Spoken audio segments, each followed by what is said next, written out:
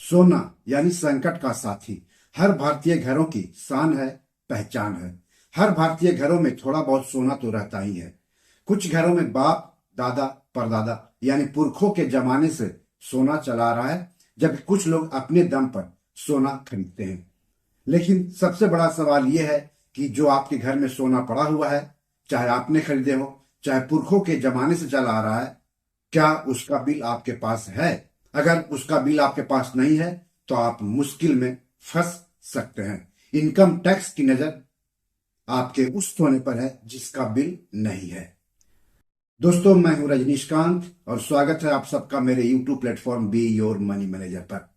कल्पना कीजिए, आपके पिताजी का दुर्भाग्यवश देहांत हो जाता है। आपको उनकी अलमारी से 263 ग्राम सोना मिलता है। कुछ चैन, कुछ अंगूठी, कुछ सिक्के। आप सोचते हैं भावनात्मक मूल्य है, रख लेते हैं। अचानक इनकम टैक्स का नोटिस आता है। वह पूछता है, ये सोना कहां से आया? इसका बिल दिखाओ। आप कहते हैं, ये तो पापा के पापा का है, यानी दादा का है, और 50-60 साल पुराना है। लेकिन इसका बिल नहीं है। विभाग कहता है, प्रूफ नहीं तो 11,30,000 रुपये जोड़ते हैं आपकी आय में, और 8,40,000 रुपये पेनाल्टी। यही हुआ मुंबई के प्रशांत चंद्र जी के साथ। मामला पहुंचता है Mumbai income tax appellate tribunal में, और वहां से आता है एक ऐसा फैसला जो हर भारतीय परिवार के लिए महत्वपूर्ण है, जरूरी है। आज की कहानी सिर्फ एक केस नहीं, बल्कि आपके घर का सोना सुरक्षित है या नहीं, इसकी पूरी सच्चाई है। वीडियो पूरा देखें, यह आपके परिवार के लिए जरूरी है। आज हम इस पूरे केस को शुरू से अंत तक खोलकर समझेंगे। इस खास वीडियो में आप सीख जाएंगे कि आपका पुराना पारिवारिक सोना कभी टैक्स के जाल में न फंसे। आगे बढ़ेंगे, लेकिन सबसे पहले आप सबसे गुजारिश है कि चैनल के लिए नए हैं तो तुरंत सब्सक्राइब कर लीजिए। वीडियो को ज्यादा से ज्यादा शेयर कीजिए ताकि ज्यादा से ज्यादा लोगों तक जानकारी पहुंचे। हो सकता है आपके एक शेयर से आपके किसी अपनों का ही फायदा हो जाए। तो चलिए आगे बढ़ते हैं। तो कहानी की शुरुआत कहां से होती है? प्रशांत चंद एक साधारण करदाता है। उनकी आय, बैंक ट्रांजैक्शंस, रिटर्न सब सामान्य है। लेकिन एक दिन इनकम टैक्स डिपार्टमेंट उनके घर आता है। जांच में प्रशांत के घर में उन्हें 263 ग्राम सोना मिलता है। अधिकारी पूछते हैं, यह सोना कहां से आया? प्रशांत बताते हैं, यह सोना मुझे परिवार से मिला है, विरासत में, जो कि भारत में एक बहुत ही सामान्य बात है। शादी में, मां से, परिवार की परंपरा में, त्योहारों पर सोना पीढ़ियों से चलता आया है। लेकिन इनकम टैक्स के असेसिंग ऑफिसर को यह बात स्वीकार नहीं होती है। उनको लगता है यह सोना किसी स्रोत से खरीदा गया है और इसकी जानकारी छुपाई गई है। और ऐसे में शुरू होता है मुसीबतों का सिलसिला प्रशांत चंद के ऊपर। प्रशांत के सोने पर भारी भरकम टैक्स और पेनाल्टी लगाए गए। असेसिंग ऑफिसर यानी एओ सोने की वैल्यू निकालते हैं और प्रशांत चंद की आय में 11,30,000 की अनएक्सप्लेन्ड इनकम जोड़ देते हैं। सोचिए, फाइलिंग पूरी हो चुकी है, सब दस्तावेज ठीक है, फिर भी आपकी आय में 11 लाख से ज्यादा जोड़ दिए जाए, क्या हालत होगी? लेकिन बात यही खत्म नहीं होती है। एओ कहते हैं, क्योंकि आपने यह आय छुपाई इसलिए आप पर पेनाल्टी भी लगेगी, और फिर लगाई जाती है 8,40,000 रुपये की पेनाल्टी। कुल आरोप लगभग 20 लाख का टैक्स और पेनाल्टी, सिर्फ 263 ग्राम सोने के लिए। अब प्रशांत की क्या दलीलें हैं वो भी जान लीजिए। प्रशांत बार बार कहते हैं, यह सोना मेरा नहीं है, मेरे परिवार का है, यह इनहेरिटेंस यानी विरासत में मिला है।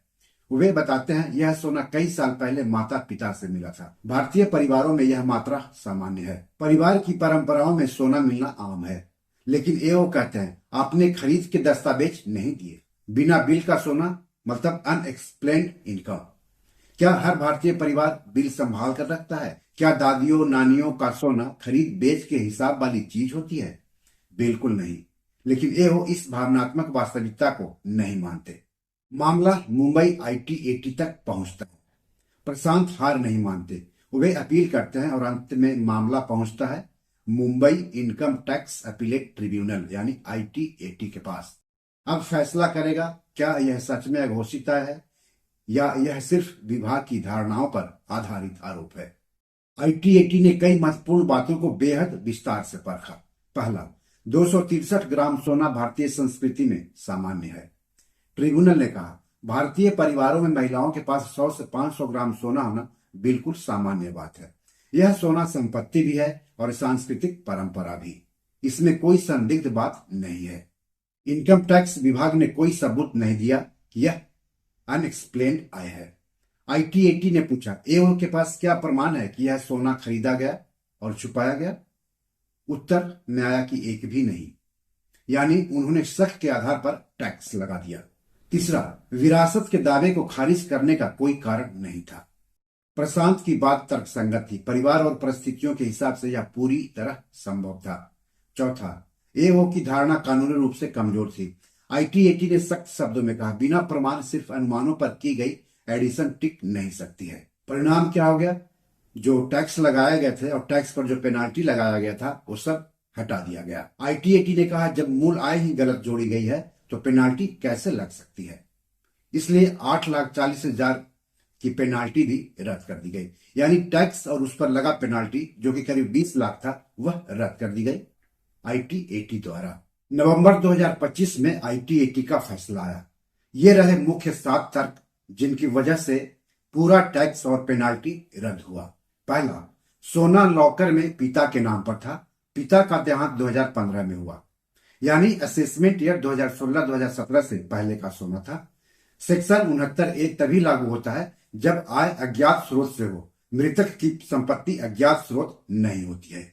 दूसरा, सीबीडीटी का पुराना सर्कुलर नंबर 1916 तारीख 11/5/1994 आज भी लागू है, जिसमें कहा गया है कि पुरानी ज्वेलरी जो परिवार में पीढ़ियों से चली आ रही हो उसे अनएक्सप्लेन्ड नहीं माना जाएगा अगर मात्रा रीजनेबल हो। तीसरा, 263 ग्राम सोना एक छोटे मध्यम परिवार के लिए बिल्कुल सामान्य है।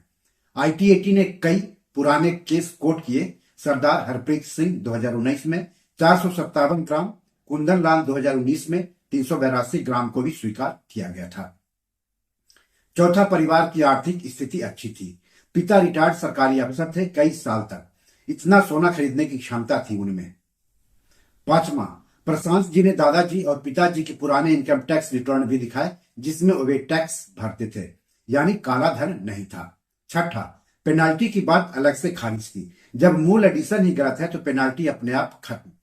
और सातवां, आईटीएटी ने साफ कहा, mere absence of bills can not lead to addition when inheritance is proved beyond doubt, यानी अगर विरासत साबित हो जाती है तो उसे आय में नहीं जोड़ा जा सकता है।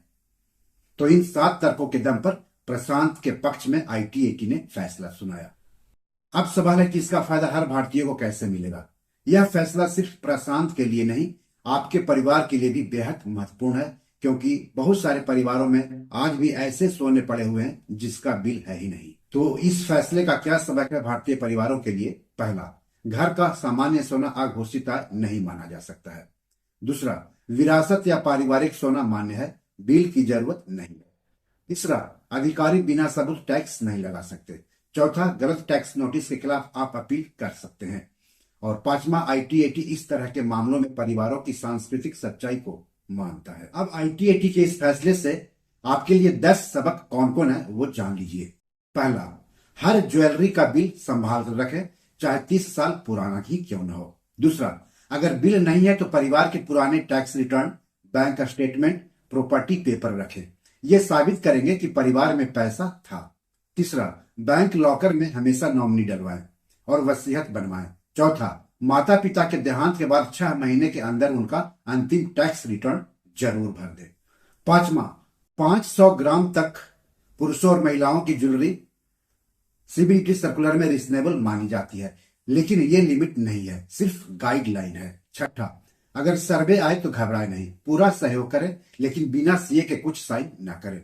सातवां, सोने की फोटो खींच ले, वजन लिख ले, लॉकर इन्वेंट्री बनवाएं। आठवां, अगर नोटिस आए तो तुरंत लिखित में जवाब दें, inherited from father, details attached. नौवां, आईटीएटी तक जाने की नौबत ना आए, इसलिए शुरुआत में ही अच्छा सीए रखें। और 10वां, याद रखें, टैक्स विभाग बर्डन ऑफ प्रूफ आप पर डालता है, इसलिए डॉक्यूमेंटेशन आज से शुरू कर दें। अब IT-80 के फैसले से आपके लिए कुछ आसान सुझाव हैं। पहला, घर में मौजूद सोने का एक अनौपचारिक रिकॉर्ड रखें, जैसे कब मिला, किससे मिला। दूसरा, अगर परिवार से सोना मिला है, एक छोटा फैमिली गोल्ड नोट बना ले, सिर्फ 1 पेज की जानकारी काफी है। तीसरा, सोना बेचना या खरीदना हो तो हिसाब रखें। चौथा, अगर कभी अचानक कोई टैक्स नोटिस आए, घबराए नहीं, आपके पास पूरा कानूनी अधिकार है। दोस्तों, यह बात बिना बिल के घर में रखे सोने और उस पर इनकम टैक्स लगाने की हो रही है, तो हम सबके लिए यह जानना भी जरूरी है कि भारत में बिना बिल का कितना सोना घर में रख सकते हैं। अगर आपके घर में सोना रखा है तो आपके मन में कई तरह के सवाल उठ रहे होंगे। क्या आपके घर में जो सोना रखा है वह इनकम टैक्स विभाग के हिसाब से सुरक्षित है? दूसरा, क्या बिना बिल का सोना रखा जा सकता है? तीसरा, कितना सोना रखने पर आपको कोई दिक्कत नहीं होगी? तो इस मामले में भारत सरकार ने क्या गाइडलाइन दी है वह जान लेते हैं। CBDT यानी central board of direct taxes ने 2016 में एक बड़ा स्पष्ट नियम बताया था। इस गाइडलाइन के अनुसार इनकम टैक्स विभाग आपके पास रखे हुए कुछ निश्चित मात्रा के सोने को जब्त नहीं कर सकता है, चाहे उसके पास खरीद का बिल हो या ना हो। तो कितना सोना बिना बिल के रखा जा सकता है? विवाहित महिला है तो 500 ग्राम तक सोना बिना किसी सवाल के रख सकती हैं, बिल या प्रूफ की जरूरत नहीं है। अविवाहित महिला है तो 250 ग्राम तक सोना सुरक्षित माना जाता है। इनकम टैक्स विभाग इस पर कोई एक्शन नहीं लेता है। और पुरुष 100 ग्राम तक सोना बिना बिल के भी रख सकते हैं और इस पर कोई कार्रवाई नहीं होती है। ध्यान रहे, यह मात्रा सिर्फ प्रोटेक्शन लिमिट है, यानी इस लिमिट तक का सोना जब्ती या टैक्स जांच से सुरक्षित है। इसका मतलब यह नहीं है कि इससे ज्यादा सोना रखना गैर कानूनी है। क्या इससे ज्यादा सोना रखा जा सकता है? बहुत से लोग गलत समझते हैं कि 500 ग्राम से ज्यादा सोना रखना गैर कानूनी है। यह पूरी तरह गलत है। आप इससे ज्यादा सोना भी रख सकते हैं, लेकिन फिर पूछे जाने पर आपको उसका किसी भी तरह का स्रोत बताना होगा, जैसे शादी में मिला, परिवार से विरासत में मिला, माता पिता से मिला, बचपन से जमा किया या किसी पुराने फंड या सेविंग्स से खरीदा था। कोई बिल नहीं है तो कोई बात नहीं, रीजनेबल एक्सप्लेनेशन काफी है। इनकम टैक्स चोरी क्या मानी जाती है? अगर सोना इन नियमों से काफी ज्यादा है और पूछे जाने पर आप बिल्कुल भी स्रोत नहीं बता पाते, तभी विभाग उसे अनएक्सप्लेन्ड इनकम मान सकता है। लेकिन याद रखें, विभाग की कार्रवाई केवल तभी होती है जब कोई खास जांच पड़ताल चल रही हो। किसी सामान्य परिवार को सिर्फ इसलिए नोटिस नहीं दिया जाता है कि उसके पास कुछ सोना है। घर में सोना है तो आपके लिए कुछ टिप्स है ताकि इनकम टैक्स आपको परेशान ना करे। कुछ आसान टिप्स। पहला, परिवार का सोना है तो एक साधारण नोट बना ले, किससे मिला था, कब मिला था। दूसरा, शादी या विरासत की पुरानी फोटो भी प्रूफ मान ली जाती है। तीसरा, बैंक लॉकर लिस्ट बना ले, यह सुरक्षा को बढ़ाता है। चौथा, घबराए नहीं, घर का सामान्य सोना अपराध नहीं है। तो दोस्तों, उम्मीद है अब आपको साफ साफ समझ में आ गया होगा कि भारत में बिना बिल का कितना सोना सुरक्षित माना जाता है। दोस्तों, प्रशांत चंद्र की कहानी हमें एक बड़ी बात सिखाती है। भारत में परिवार का सोना अपराध नहीं है, यह हमारी संस्कृति का हिस्सा है और जब तक विभाग के पास कोई ठोस सबूत न हो, वो आप पर गलत टैक्स नहीं लगा सकते हैं। उम्मीद है यह कहानी आपको जागरूक और सशक्त बनाएगी। बी योर मनी मैनेजर में आज इतना ही। अगर वीडियो पसंद आया तो लाइक करें, शेयर करें और अपने channel be your money manager को सब्सक्राइब करें, साथ ही ज्वाइन भी कर लें।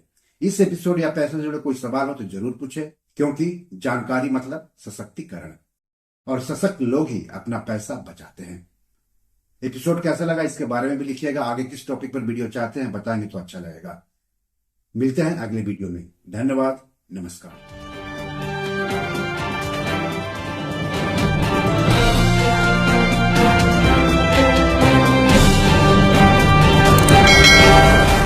दोस्तों, ये मेरी 7 किताब है जो कि amazon.com पर पब्लिश है। आप इसे डाउनलोड करके पढ़ सकते हैं। इन किताबों के लिंक्स इस वीडियो के डिस्क्रिप्शन में दिए हुए हैं। इन 7 किताबों में से 5 किताब मनी मैनेजमेंट पर है, यानी पैसा निवेश करके अधिक पैसा कैसे कमाएं पर आधारित है।